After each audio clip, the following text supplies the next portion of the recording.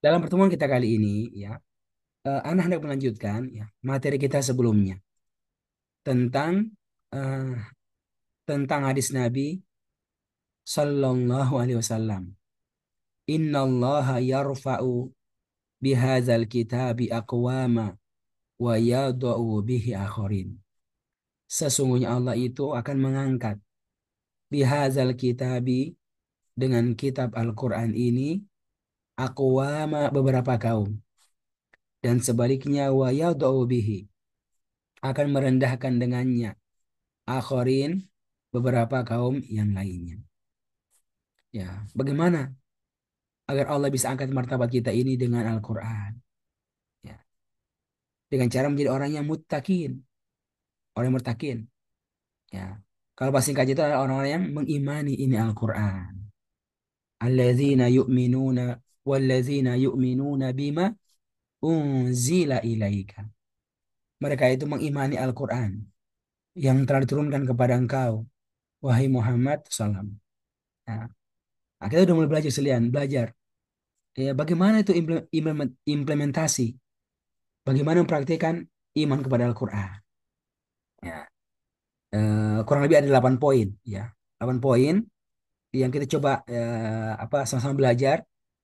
Kita sudah belajar kurang lebih 3, ya. Pertama adalah membenarkan Al-Quran dengan semua sisinya. Yang kedua adalah mempelajari Al-Quran. Mempelajari Al-Quran. Belajar baca semakin baik, belajar paham semakin baik, belajar cara berdakwah semakin bagus, belajar menghafal, belajar semuanya. Lalu sebenarnya apa goalnya? Dengan belajar itu nanti ya kita bisa mentadaburi Al-Quran ya, dalam semua keadaan. Tadabur ketika baca, tadabur ketika mendengarkan, tadabur ketika hafal, tadabur ketika menghafalkan, tadabur ketika ketika berdakwah. Ya, saya lihat. Itu yang kita harapkan. Nah, dan yang keempat, ini yang kita pelajari pekan lalu, yaitu akhirnya kita bisa mendengarkan Al-Quran dengan tadabbur. Bisa mendengarkan Al-Quran dengan tadabbur. Jadi bukan cuma sekedar mendengarkan Al-Quran tanpa tadabbur, tanpa ngerti maknanya. Tapi kita bisa kita bisa mendengarkan Al-Quran dengan tadabbur, dengan benar-benar memahami akan makna-maknanya. Alhamdulillah kita sebutkan ya dalam pertemuan sebelumnya itu ayatnya ya tentang pentingnya orang itu mendengarkan Al-Quran di dalam surat Al-A'raf ayat 204. Wa idza quri'al Qur'an, dan apabila dibacakan Al-Quran. Jadi ada orang lain yang baca. Ya, maka fastami'u lahu. Kata perintah. Maka dengarkanlah baik-baik Al-Quran tersebut. Wa ansitu, dan diamlah kalian. Ini arahnya nih. Kalau ada orang yang baca Quran, kita dengarkan baik-baik. Ya. Kemudian lagi kita diam. Kemudian hasilnya la'allakum turhamun, agar kalian ya diberikan rahmat Allah Subhanahu wa taala. Ya. Kata-kata fastami'u itu dengarkan.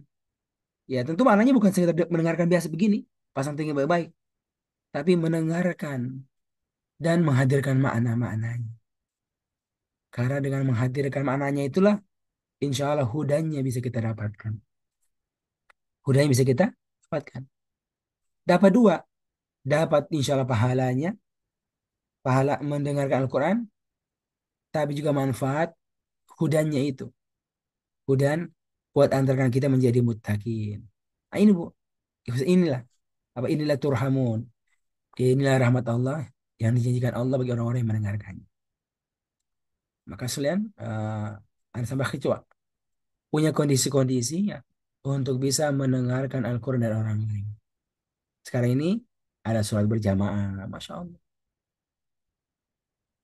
Ya benar Ki, bagaimana tuh jangan sampai terlambat sholat berjamaah itu. Agar bisa dengarkan Al-Fatihah dari orang lain. Agar bisa mendengarkan ayat dari orang lain. sholat subuh, sholat maghrib, sholat isya. Itu pasti ada manfaatnya itu.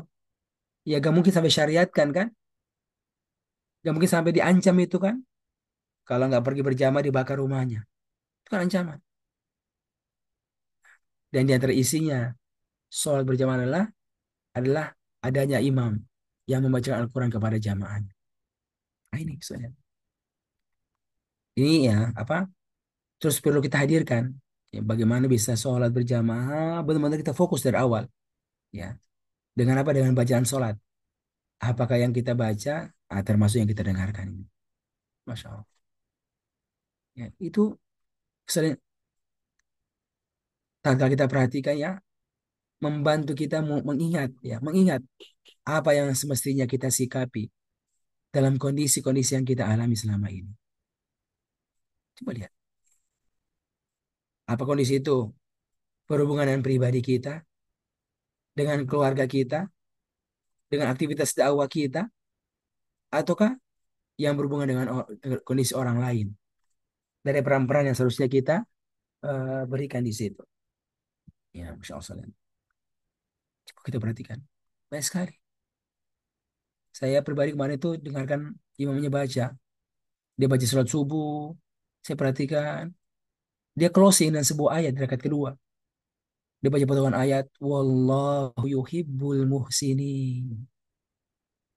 Wallahu yuhibbul muhsinin. Dan Allah itu mencintai. Siapa? Apakah mencintai al-ibad hamba-hambanya? Ya, semua orang. Yuhibbul insan. Yuhibbun nas semua makhluknya. Dan yang disebut apa? Mencintai al-muhsinin. Orang-orang yang berbuat ihsan. Ya. Oke, kita bertanya nih. Apakah saya termasuk orang-orang yang Allah cintai? Lalu kalau cintai, apakah termasuk orang-orang yang disebutkan di sini? Orang-orang yang muhsinin. Bertanya lagi, kira-kira saya ini sudah muhsinin belum ya? Apa yang saya kerjakan agar saya ini bisa dianggap sebagai al-muhsinin, agar bisa mendapatkan cintanya Allah. Bayangkan, karena kalau Allah sudah cinta kepada seseorang, masya Allah, jangan tanya dunianya, jangan tanya dunianya. Kenapa? Karena Allah pemilik dunia ini yang bisa melapangkan dunianya untukmu. Ya, ya. Jangan tanya akhiratnya, karena dia pemiliknya yang akan memberikan kepada siapa yang dicintai akhiratnya tersebut. Berupa surga yang penuh dengan kenikmatan. Yang pertanyaan, kira-kira saya ini masuk nggak dalam tataran orang-orang yang al-muhsinin? Tentu ya, ya. Mereka ini orang yang berbuat baik ini pasti ada yang mereka kerjakan. Ada yang mereka kerjakan. Nah, itu yang kita pelajari. Ada kerjaannya A, B, C, D, dan banyak sekali. Dan ya kita belajar bagaimana orang-orang yang ihsan itu luar biasa posisinya. Sampai Allah menyebutkan ya di surat apa di surat Yunus ayat yang ke-26. Coba Ikhwan buka. Surat Yunus ayat yang ke-26. Tentang orang-orang yang muhsinin.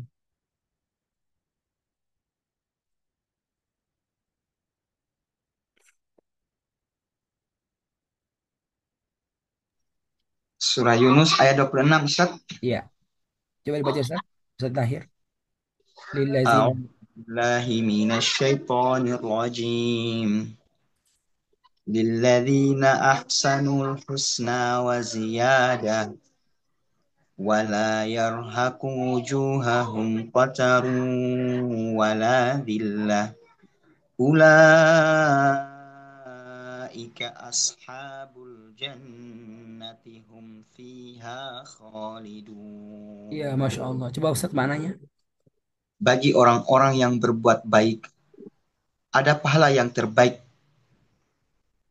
dan tambahannya kenikmatan melihat Allah Subhanahu wa taala, dan wajah mereka tidak ditutupi debu hitam dan tidak pula dalam kehinaan. Mereka itulah penghuni surga, mereka kekal di dalamnya. Masya Allah. Ikhwan. Coba kita perhatikan ini ayat. Apa depannya? Lillazina ahsanu. Pakai fi'il madi. Ya. Khusus bagi orang-orang yang telah berbuat ihsan. Ya, ihsan. Apa? Dapatkan dua. Pertama adalah al-husna. Itu al-husna kan adalah bentuk apa? Isim tafdil. Bentuk paling dari kata hasanah. Hasanah itu baik. Kalau al-husna itu yang terbaik. Makanannya yang terbaik, minumannya yang terbaik, pasangannya yang terbaik, tempat yang terbaik. Di mana? Nanti di surga Allah Subhanahu wa taala. Di dunia mereka bisa makan, Masya Allah enaknya. Di dunia mereka punya pasangan, Masya Allah bagusnya. Di dunia mereka punya tempat bernaung, bagusnya. Tapi nanti akhirat Allah kasih yang lebih baik daripada semua tersebut. Buat siapa? Buat ahsanu, mereka yang berbuat ihsan. Bahkan bukan cuma itu. Kata Allah waziyadah. Waziyadah dan ada tambahannya. Tambahan kenikmatan yang tidak pernah Allah berikan. Rasanya itu walaupun cuma sedetik, walaupun kepada orang yang paling bertakwa, yang paling ihsan di dunia ini. Karena kenikmatan Allah simpan khusus untuk mereka nanti di surga Allah. Nah, itulah kenikmatan melihat Allah Subhanahu wa taala. Lebih terang daripada terangnya bulan purnama. Itu ziyadah.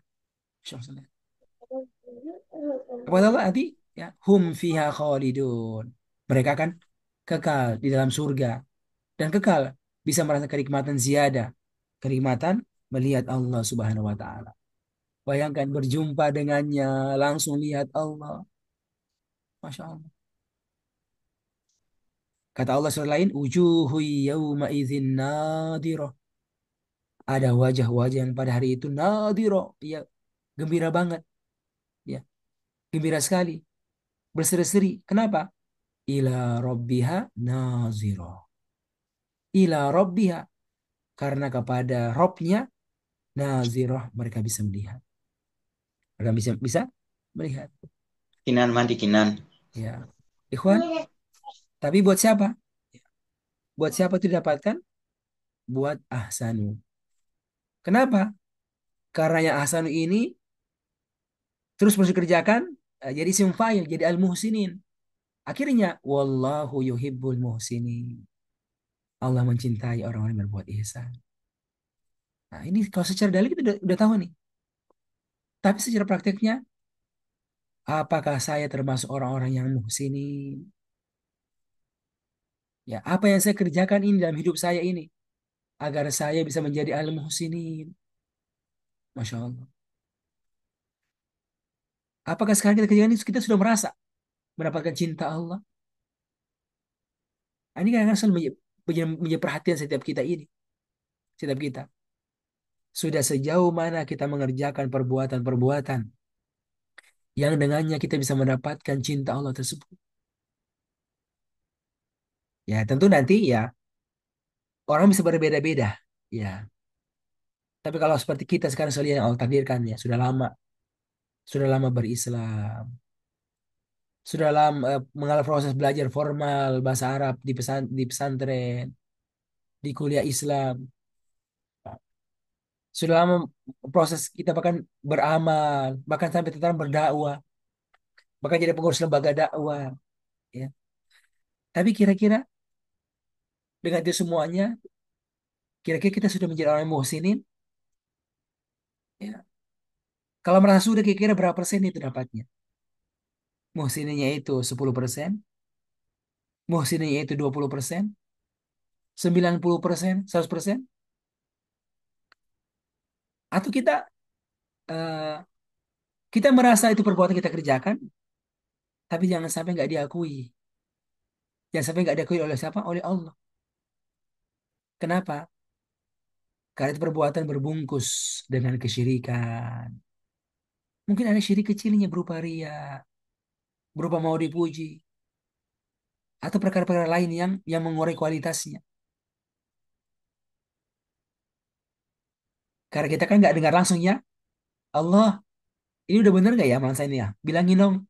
Itu kan nggak ada itu. Nggak ada, nggak bisa cross check begitu. Nggak ada. Cuma dikabarkan beramallah dengan keikhlasan, beramallah dengan begini dan begini yang bagus-bagus. Cuma begitu.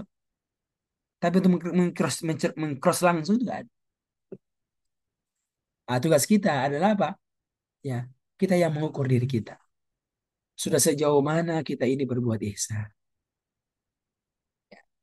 Dua ukurannya, ihsannya itu adalah dalam dalam tauhid kepada Allah Subhanahu wa taala, dalam ikhlas kepada Allah Subhanahu wa taala. Ihsannya itu dalam syariat Nabi kita Muhammad Shallallahu alaihi wasallam. Tinggal bagaimana kualitas kualitas kita. Dan yang kedua, bagaimana kuantitas daripada apa yang kita kerjakan. Dua itu selalu melihat ya. Kalau kita ini berdakwah, berdakwah ini kira-kira bagaimana kualitasnya? Kualitasnya nih. Kualitas kita berdakwah, kualitas isi tarbiyah, isi pengajian, gimana? Yang kedua kira-kira bisa nggak nambah? Bisa nggak nambah kuantitasnya jumlahnya itu? Ya, satu pengajian, dua pengajian, tiga pengajian, satu halako, dua halako. Ya, nanti masing-masing akan melihat. Waduh, saya kayaknya udah nggak bisa lagi nih yang isi pengajian ini. Saya nggak bisa lagi nih isi tarbiyah ini. Ya, memang akhirnya masing-masing dia akan bisa menilai dan mengukur sejauh mana.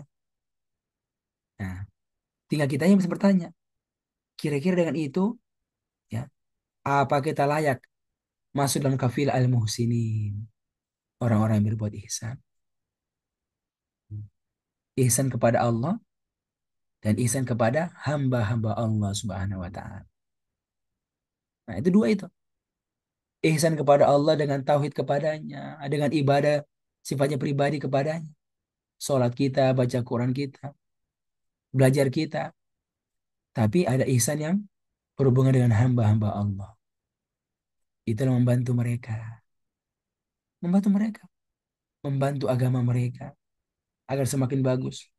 Ya, isi pengajian, isi tarbiyah, isi halaqah. Ini bagian pada ihsan. Gak ada yang remeh sekalian. Gak ada yang remeh.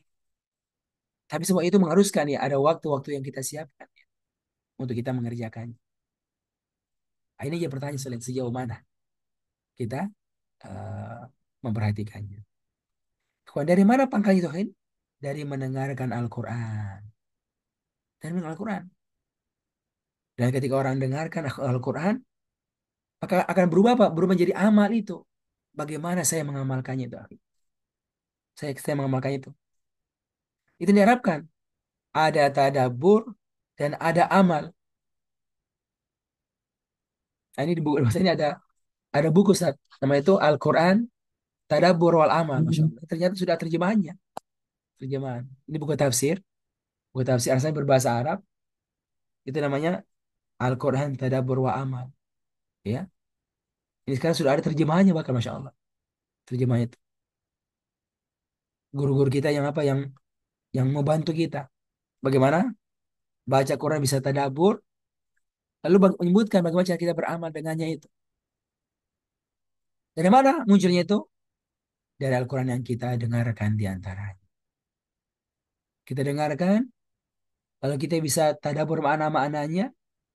Kemudian ya kita melihat bagaimana cara kita mengamalkannya. Para ikhwan yang muliakan, ini ya satu hal yang sebenarnya perlu terus menjadi perhatian kita. Ya, ya kita eh, perlu memperhatikan kembali ya apa yang disebutkan oleh apa murid-muridnya Nabi itu para sahabat tentang cara mereka belajar. Cara mereka belajar. Ini Ma'ruf ini perkataan ini. Ya, apa kata mereka? Kunna, kunna kami ini dulunya idza ta'allamna apabila belajar asyra ayatin 10 ayat Kami ini kalau belajar 10 ayat, ya, 10 ayat kan? Ya belajar apa nih? Ya belajar bacanya, belajar pahamnya, belajar apanya, belajar hafalnya. Yang penting belajar Al-Quran. Tapi dia bilang, ya, lam nujawizhunna. Lam nujawizhunna. Kami tidak melewati 10 ayat ini. Kami tidak melewati 10 ayat ini. Ya. Hatta na'lama, hatta na'lama. Sampai kami mengetahui ma'aniyahunna. Ma'aniyahunna, ma'anahunna. Ya. Mengetahui maknanya apa itu. Maknanya apa itu. Kemudian, apa kata beliau? Wal amal bihinna. Wal amal bihinna. Dan bagaimana cara mengamalkan ayat-ayat ini. Dan bagaimana cara mengamalkan ayat ayat ini. Coba saya makan. Nah, dia bilang begitu. Nah, dia bilang begitu. Bagaimana cara mengamalkan ayat ini? Jadi dua. Bagaimana itu ketika belajar sampai tataran bisa na'lam, bisa memang berilmu. Berilmu tentang ma'aniyahunna. Makna daripada ayat-ayat ini. Makna daripada ayat-ayat ini. Jadi kebayang sekalian, nanti apa? Baca Quran, bisa ngerti. Mendengarkan Al-Quran, bisa bisa na'lam. Apa itu na'lam? Berilmu. Kan cuma dua tuh. Ada alim, ada jahil. Ada alim, ada jahil. Maka kata mereka, kami ini belajar hatta na'lam sampai kami berilmu. Sampai kami memang mengetahui apanya? Ma'aniyahun. Makna-maknanya. Jadi nggak stop mengetahui cara bacanya bagaimana, tajwidnya bagaimana, menghafalnya bagaimana. Nah, tidak. Tapi sampai tataran na'lam ma'aniyahun. Bisa mengetahui makna-maknanya. Ah, dengan cara tadabbur. Itu pun gak cukup. Sampai yang berikutnya, apalagi wal amal bihinna. Ya, kami mengetahui bagaimana caranya kami itu beramal. Kami itu beramal dengan ayat ini. Jadi kira-kira kebayang ya Seliana. Kalau pas mereka lagi belajar sama Nabi itu, oh ngerti. Terus bagaimana prakteknya nih? Oh, kalau berinfak berarti ambil duitnya, ambil hartanya, lalu diberikan. Ya, bagaimana cara memberikannya ini? Terang-terangan, diam-diaman. Bagaimana berapa jumlahnya itu? Kalau baca ayat tentang masalah dakwah, ud'u ila sabili rabbika bil hikmah wal mau'izatil hasanah. Ud'u ajaklah orang lain kepada jalan Tuhan. Bil hikmati dengan cara yang hikmah, wal mau'izatil hasanah dan nasihat yang baik. Nah, maksudnya apa tuh? Oh, kita disuruh berdakwah, berdakwahnya itu di jalan Allah, ya, enggak ria, tapi dengan apa? Dengan penuh hikmah dan dengan hasil yang bagus. Itu pemohon kita. Terus bagaimana caranya itu? Caranya berdakwah. Oh, berarti ada waktu-waktu yang saya harus luangkan untuk berdakwah. Dakwahnya bagaimana? Oh, dakwahnya secara offline, secara langsung. Oh, secara online. Bagaimana secara langsung itu? Oh, harus mulai apa dengan mendatangi orang lain. Apa? Oh, apa? Melis, mendata. Siapa orang-orang yang mau saya datangin. Kan? Oh, saya pilih besok hari si bulan yang mau saya datangi ini. Iya. Caranya apa? Oh, ditelepon langsung. Oh, di WA. Ya. Sampai akhirnya apa? Apa kata-kata yang mau saya sebutkan ini? Mau saya sebutkan. Kalau ketemu sama teman saya. Masya Allah. Coba perhatikan. Kira-kira ya sampai segitu. Sampai segitu. Ya. Ini terasa Fikrul ya. Kayaknya lama sekali belajarnya ya. Lama sekali belajar. Kalau begitu belajarnya lama. Ya. Ya kira-kira begitu. Apakah goalnya memang belajarnya banyak, ya? Atau goalnya itu belajarnya apa? Belajarnya paham, ngerti, dan kemudian tahu caranya mengamalkannya. Nggak apa-apa. Kalau ingin belajar banyak, nggak apa-apa. Harapannya apa? Kalau belajar banyak, maka banyak juga amalannya. Ya. Bisa mengetahui makna-maknanya dan bisa mengetahui bagaimana cara mengamalkannya. Nah, ini Pak Riko yang muliakan, Masya Allah, ya satu hal yang terus menjadi perhatian kita ini. Nah, terutama ini sekalian. Dari siapa? Ketika mendengarkan Al-Quran. Makanya kata sampaikan, yang keempat, apa tuh? Mendengarkan Al-Quran dengan tadabbur. Dengan tadabbur. Nah, ini kita harus terus naik level, naik level terus. Bagaimana caranya agar kita bisa baca Quran dan tadabbur? Coba masing-masing lihat, ya buka Al-Quran, lalu baca Quran.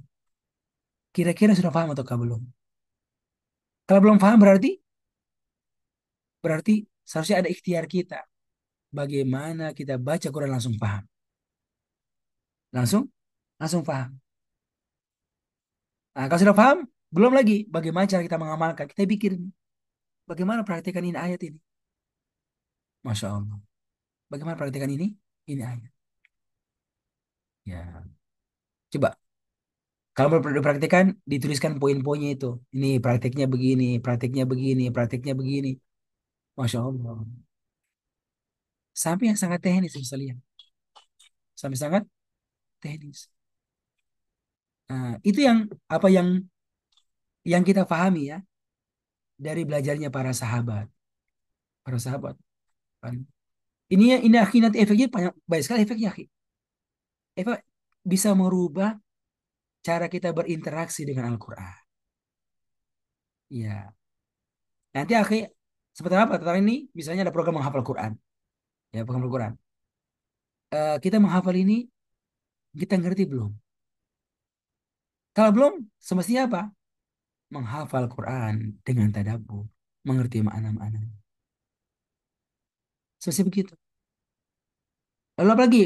Kalau kita sudah hafal, sudah ngerti, kita ngerti nggak bagaimana cara mengamalkan apa yang kita hafal tersebut? Ini perasaan yang kita munculkan, salah kita munculkan.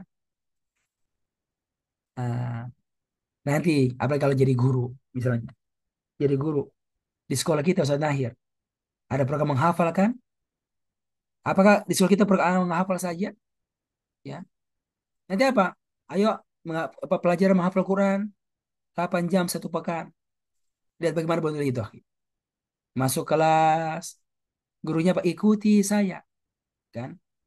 Wanaziati ghorqo. Ikuti, ulangi, ya. Setengah jam selesai. Sudah?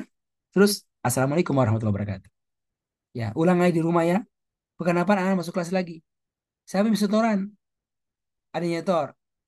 Ada yang Ustaz masih lupa Ustaz belum hafal lagi. Ulang lagi.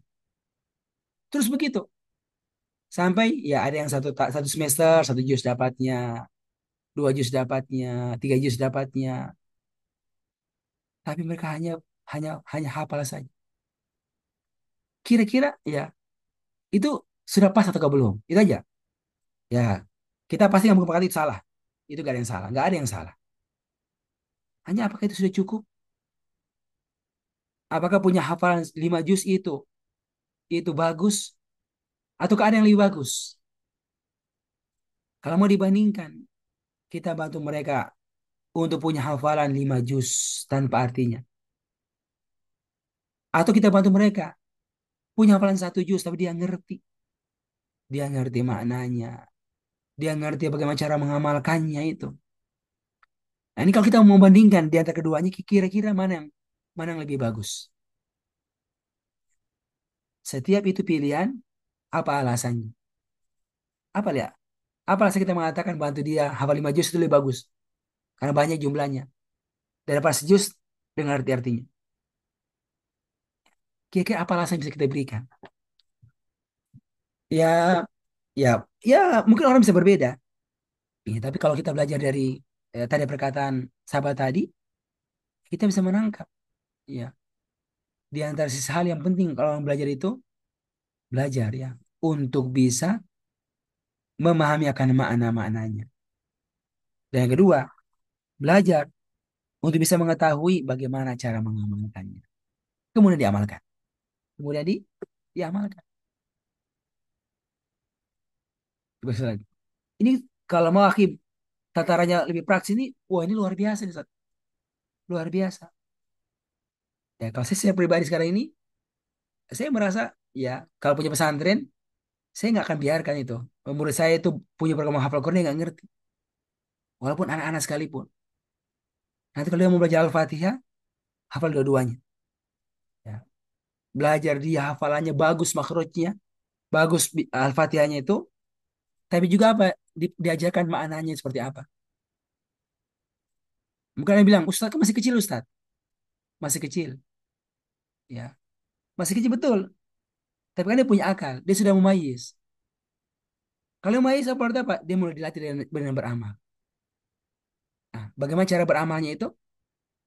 Bagaimana ilmu beramalnya? Ya, yang paling mungkin kan ya diantaranya dari apa yang dia hafal itu. Mungkinkah mengajarkan tauhid dari Al-Fatihah yang dihafalkan? Ustaz Nasruddin. Mungkinkah mengajarkan sifat cinta orang lain dari Al-Fatihah? Oh, sangat mungkin. Bismillahirrahmanirrahim. Ya, ditalkinkan ayatnya, ditalkinkan artinya. Allah Maha Pengasih, Allah Maha Penyayang. Ya, praktiknya apa? Ya, sayangilah orang tuamu nak. Betulnya apa? Kalau disuruh sesuatu kerjakan cepat-cepat. Disuruh gurumu kerjakan cepat-cepat. Kalau gurumu bawa barang, ya langsung bantu dia. Ini apa? Ini caranya beramal dengan apa-apa. Efeknya apa? Masya Allah. Kita berpikir anaknya ini apa? Punya sifat rahmah kepada orang tua dia di rumah. Tanya nanti tuh, nak, hari ini apakah selesai orang tua? Sudah Ustaz. Apa kamu kerjakan? Ya, saya bantu orang tuaku menyapu, saya bantu orang tuaku merapikan. Kenapa? Ya karena kan kata Allah Bismillahirrahmanirrahim. Kira-kira saya tuh mereka seperti begitu sekalian. Ya, ya. Ditanya, apa yang dia kerjakan? Dia bisa memberikan jawaban. Dia berikan apa jawaban dari Al-Quran yang dihafalkan. Masya Allah. Nah ini akan banyak sekali nih yang bisa kita lihat ya, yang bisa kita lihat dari Al-Fatihah saja. Bisa jadi satu minggu, satu bulan itu hanya berhenti di Al-Fatihah saja. Buat apa? Ya buat mengulang-ulangnya dan buat belajar bagaimana cara cara mengamalkan Al-Fatihah tersebut. Kenapa ya? Al-Fatihah itu adalah Al-Quran dan setiap kata-katanya itu ada hudan lil muttaqin. Adalah hidayah buat antarkan kita menjadi orang bertakwa. Misalnya kira-kira ya kira-kira efeknya seperti begitu. Efeknya seperti begitu. Nah ini saya sampaikan karena saya kemarin tuh ikut pertemuan sama Ustaz Zaitun. Ini ada tamu dari Mesir. Tamu dari Mesir, satu rombongan itu. Ya, itu datang ke kantor. Akhirnya punya pertemuan khusus di kantor itu. Ya, jadi Ustaz Zaitun beliau sama syekhnya itu, ya syekhnya itu sama timnya itu, saya hadir di pertemuan tersebut. Saya hanya mendengarkan saja. Tapi ada hal yang cukup unik itu yang beliau sampaikan ya. Apa? Berkaitan bagaimana berinteraksi dengan Al-Quran. Ya. Terutama dari sisi tadi, dari sisi apa? Bagaimana tuh membangun ruh, semangat orang itu untuk mau memahami ini Al-Quran. Memahami ini Al-Quran. Ya, karena dia melihat ya ini sudah hal yang sangat lumrah. Gerakan orang itu untuk apa? Belajar baca Quran. Sampai gerakan orang menghafal Quran. Gerakan itu. Sampai ada musabakohnya. Sampai ada macam-macam penghargaannya itu. Itu bagus. Tapi ya bagaimana dalam program agar mereka bisa paham Al-Quran. Beliau sebutkan beberapa alasan. Alasan menunjukkan apa yang perlu ini. Perlu ada gerakan ya. Untuk bantu orang-orang bisa ngerti Al-Quran. Tapi nggak cukup. Ngerti dan kemudian bagaimana cara mengamalkan. mengamalkan Al-Quran tersebut. Mengamalkan Al-Quran tersebut. Ya, itu paling diskusinya. Nah, itu ada bentuknya gerakan-gerakan, program-program. Disebutkan tuh. Kami memang buat program itu. Program memang kajian tadabbur Al-Quran. Saya puluhan ribu pesertanya itu. Ada caranya. Nah, itu kita dengarkan dari beliau ya.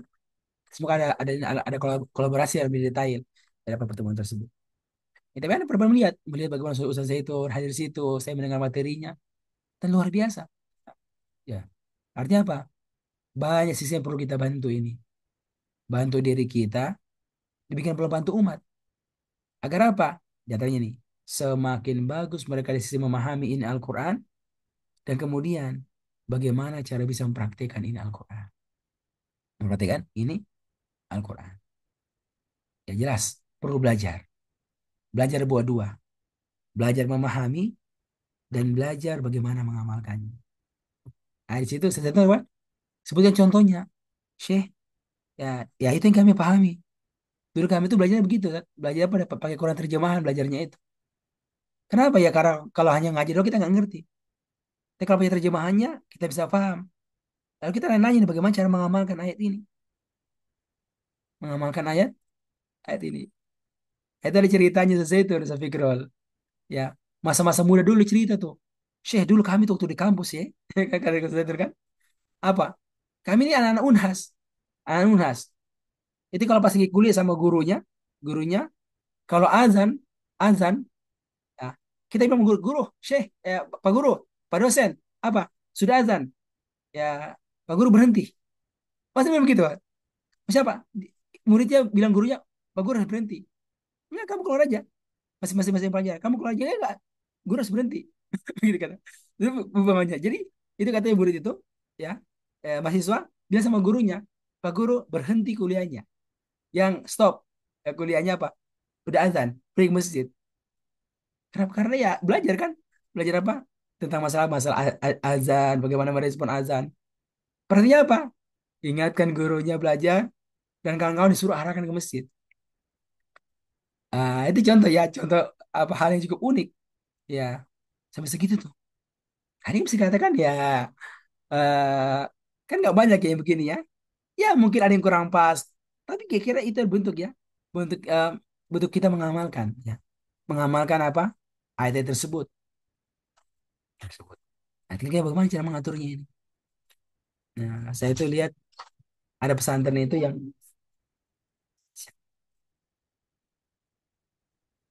kita punya pesantren, saya ketemu di pesantren yang untuk bisa pas waktu sholat Ustaz Fikrul itu setiap berapa bulan itu berubah jadwal pelajarannya. Kadang-kadang masuk jam 7, kadang setengah 7 masuknya. Kenapa? Biar pas zuhur berhenti. Biar pas zuhur itu berhenti. Berubah itu jadwalnya. Oh, Masya Allah. Itu saya ngalamin, saya pesantren di Darun aja. Begitu modelnya itu. Ya bisa berubah jadwal masuknya itu. Kenapa? Biar pas azan berhenti. Satu sisi luar biasa, Masya Allah. Ya. Nah, nanti pakainya itu apa hadir. Ya pimpin sholat berjamaahnya itu. Ya pakainya bukan kori, dia pemimpin. Ya nanti dia yang pimpin sholatnya itu. Masya Allah. Jadi ada keteladanan yang dibangun di situ. Ada keteladanan di situ. Nah, ini jadi banyak sekali sisi yang sebenarnya selain perlu kita apa? Perlu kita kembangkan para ikhwan melaka. Harapannya apa? Bagaimana benar-benar Allah itu mengangkat martabat kita dengan Al-Quran. Dari sisi mempraktekkan satu persatu apa yang kita paham dari Al-Quran tersebut. Ya hari ini sekalian anak meringatkan masalah apa? Mendengarkan Al-Quran dengan tadabbur. Ya, semoga hal ini kita mulai berpikir tuh.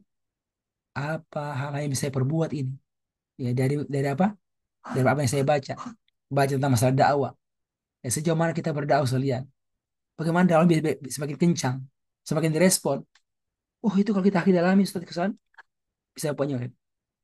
Ustaz Fikrul. Bagaimana bisa punya 100 pesantren tanpa modal? Saya berpikir, wah itu ketemu jalannya ternyata. Ya, kita nggak butuh modal. Kita nggak perlu membangun. Nggak perlu membangun.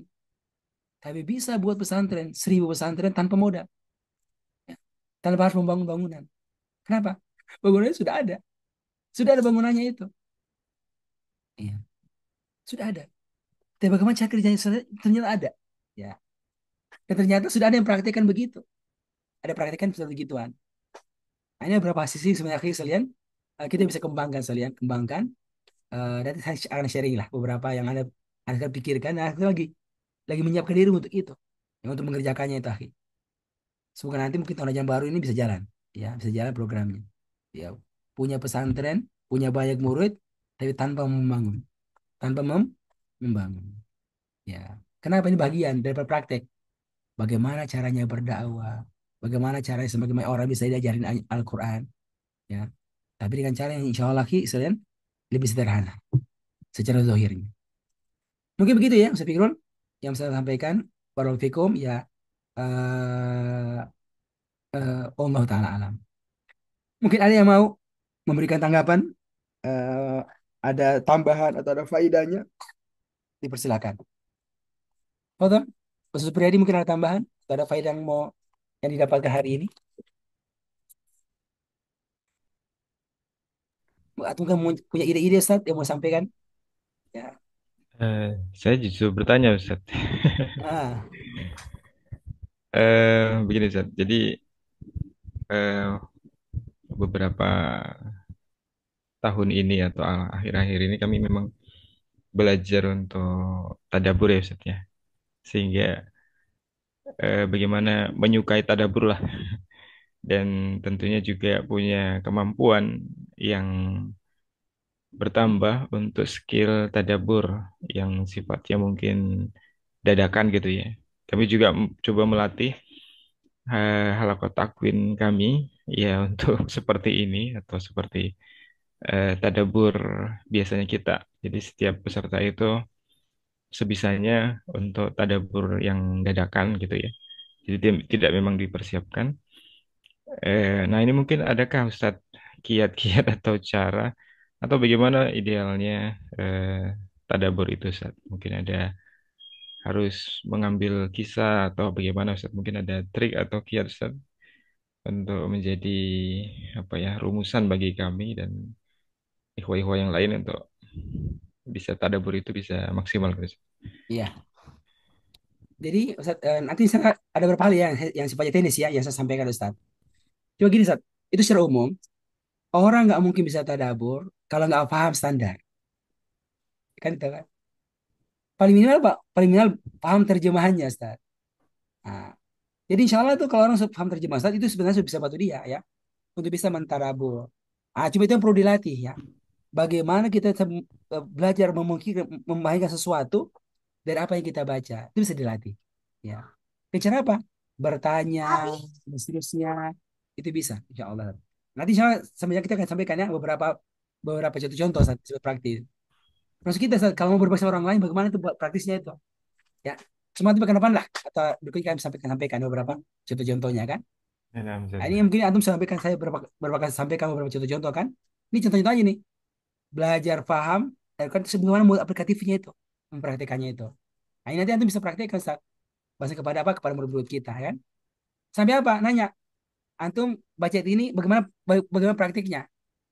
Antum baca masalah sholat berjamaah bagaimana praktiknya? Antum belajar masalah-masalah infak bagaimana praktiknya itu? Antum baca masalah dakwah bagaimana praktiknya itu? Ya, nah, itu bisa kita buat itu, Ustaz. Kita bisa buat. Dari apa? Dari terjemahan saja. Dari terjemahan. Karena itu yang paling simpel sebenarnya kita perlu tahu. Belajar makna standar dari Al-Quran. Ya, ya, insya Allah nanti kita akan sampai lebih detail. Nah, Ustaz, syukran, Ustaz, Ustaz. mungkin cukup ya. Anak di sini ya, masih ngantar anak juga ke sekolah, Ustaz. Ya, nanti teruskan ya untuk program yang lainnya. Silakan teruskan program tahfiznya, program yang lainnya. Semoga Allah kasih kemudahan. Ya, izin ya. Assalamualaikum warahmatullahi wabarakatuh.